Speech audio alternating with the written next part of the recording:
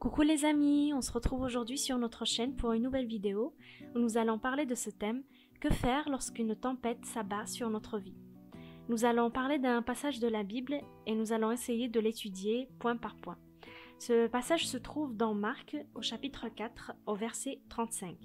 Vous pourrez également le retrouver dans Matthieu chapitre 8 au verset 23, à partir du verset 23, et dans Luc chapitre 8 au verset 22. Je vais commencer par le lire. Le soir de ce même jour, Jésus dit à ses disciples, « Passons de l'autre côté du lac. » Ils quittèrent donc la foule, les disciples emmenèrent Jésus dans la barque où il se trouvait, d'autres barques encore étaient près de lui.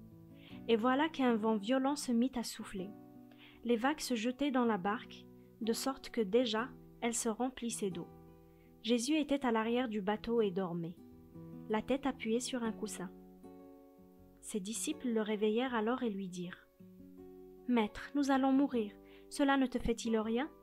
Jésus se réveilla, il parla sévèrement au vent et dit à l'eau du lac, « Silence, calme-toi. » Alors le vent tomba et il y eut un grand calme.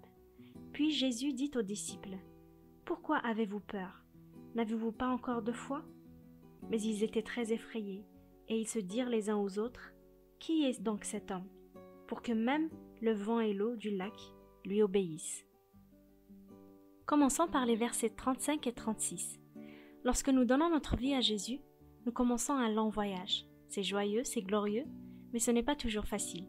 Nous pouvons rencontrer des obstacles et faire face à diverses épreuves. Tout comme les disciples étaient en route dans la barque avec Jésus, nous également, nous sommes chaque jour en marche avec lui dans notre vie. Verset 37. La tempête arrive sur eux.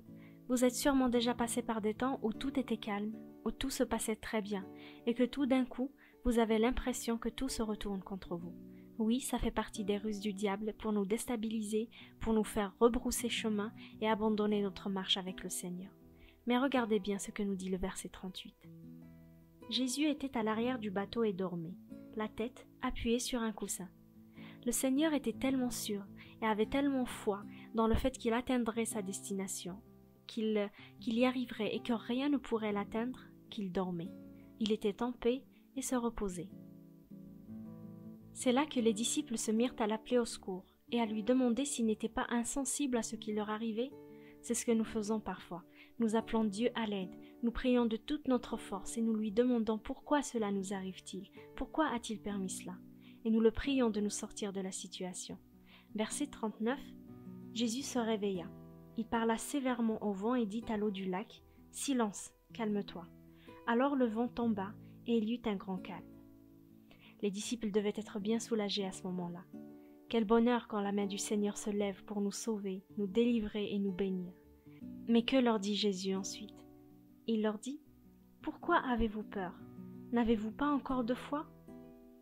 Oui, les disciples étaient paniqués, effrayés, surpris par la tempête, et commençaient même à douter de ce que le Seigneur se soucie réellement d'eux. Et eux se dirent entre eux, « Qui est donc cet homme pour que même le vent et l'eau du lac lui obéissent ?» Après tout ce qu'ils avaient vécu avec Jésus, après tous les miracles et toutes les œuvres qu'ils l'ont vu faire, ils ne savaient toujours pas qui il était. Heureux ceux qui ont cru sans avoir vu. C'est là le problème parfois. Ô combien il est important que tu connaisses Jésus, que tu te rapproches de lui et que tu bâtisses une forte intimité avec lui. Passe du temps dans sa présence, lis sa parole, cherche à lui plaire, tu seras de plus en plus proche de lui et ta foi deviendra de plus en plus inébranlable. Matthieu chapitre 17 au verset 20. Jésus leur dit, « Si vous aviez de la foi gros comme un grain de moutarde, vous diriez à cette colline, déplace-toi d'ici à là-bas, et elle se déplacerait. Rien ne vous serait impossible. » Ton intimité avec le Seigneur fera grandir ta confiance en lui. Tu seras sûr de sa volonté pour toi.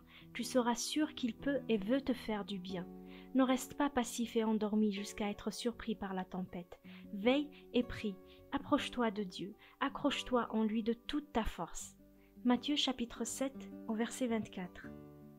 Ainsi, tout homme qui écoute les paroles que je viens de dire et les met en pratique sera semblable à un homme intelligent qui a bâti sa maison sur le roc.